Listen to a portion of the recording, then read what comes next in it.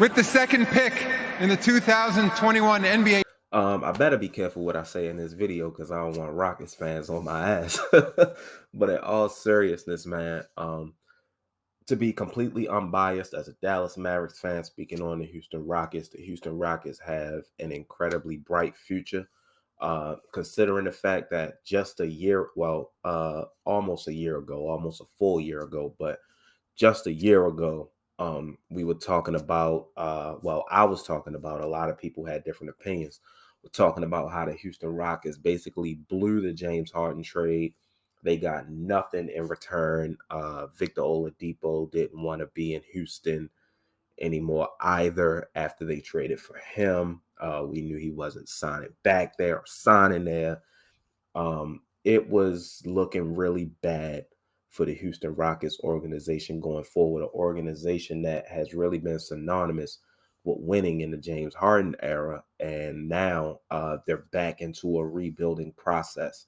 Well, I would say that the rebuilding process is off to a nice start because this offseason with the number 2 draft pick, they drafted Jalen Green, explosive scoring rookie out of the G League Ignite team. And I have to say, not only landing a talent like Jalen Green in the draft, where if they didn't finish in, I believe, the top 3 or top 5, they were going to lose their draft pick, I believe, or it was going to fall to the late rounds. So that one draft pick may have salvaged their entire future. Speaking of draft picks that salvaged their future, they got a steal this past season in the middle of the season or beginning of the season. I can't remember, when they traded basically a second round draft pick for Kevin Porter Jr. from Cleveland. And when I say, I personally believe Kevin Porter Jr. has the talent to be an all-star in this league, consistent all-star in this league, possibly a star in this league, and pairing him next to Jalen Green, who also, I believe, has the max potential to be a superstar in this league. I think the Houston Rockets have a bright future. Now, that backcourt, while kind of small, I guess you can say, not too small like a Dame and CJ, but it is kind of small, not much better, and also lacking defense.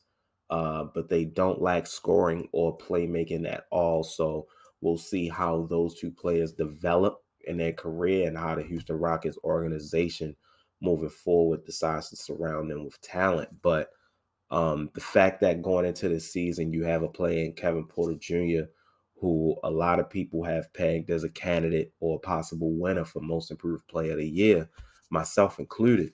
And my personal favorite for the Rookie of the Year award going into this season is Jalen Green. You have both of those players on the same team. That's a nice starting building block to build on. And you still have to think of other players they have on the team. A player like a Christian Wood that they got for really cheap last offseason, who obviously not the same age as a Kevin Porter Jr. or a Jalen Green, but at 25, 26 years old, is still very young, and I think fits the timeline of a Houston Rockets team.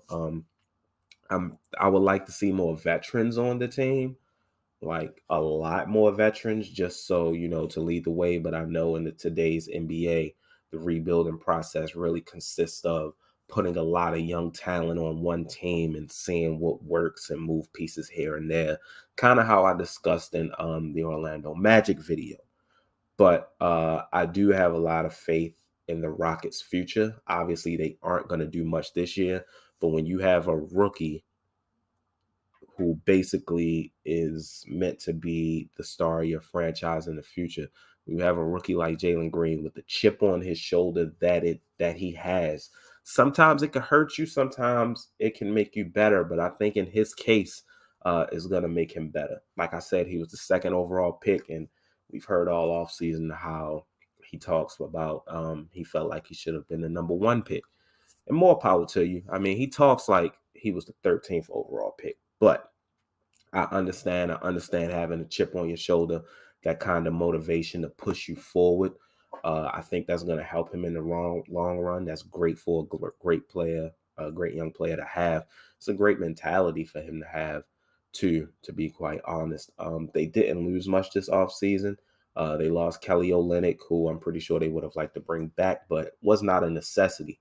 They also lost Sterling Brown, aka Shannon Lil Brother, as I call him, to my Dallas Mavericks. Those were the only real losses they dealt with. And I think the best part about, well, one of the best parts about this rebuilding process and this young team they have is they have a young coach, a young new coach. In terms of me saying young, I mean new head coach, whose first season was last season, and Steven Silas, who was basically the offensive mastermind for the Dallas Mavericks 2 seasons ago. I think the fact that he can build and get better as a coach, along with players like KPG, Jalen Green, Alpron Şengün, who they also drafted, Josh Christopher, who they also drafted. Jalen Green and KPJ aren't the only young players on this team. I'm excited to see where this team goes. They're going to be a team that I'll watch this season, one of my league pass teams, along with the Washington Wizards and a few other teams that I haven't gotten to yet.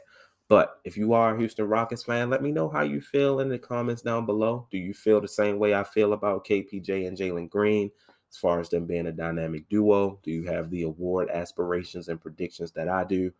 Uh, are you ready for this rebuild? I know y'all been winning for most of the decade, man. Going into a rebuild is tough after your team been winning. Regardless of how long you've been winning, losing never feels good. So don't forget to leave a like on the video, hit the subscribe button, ding the notification bell so you know when your team video is going up next.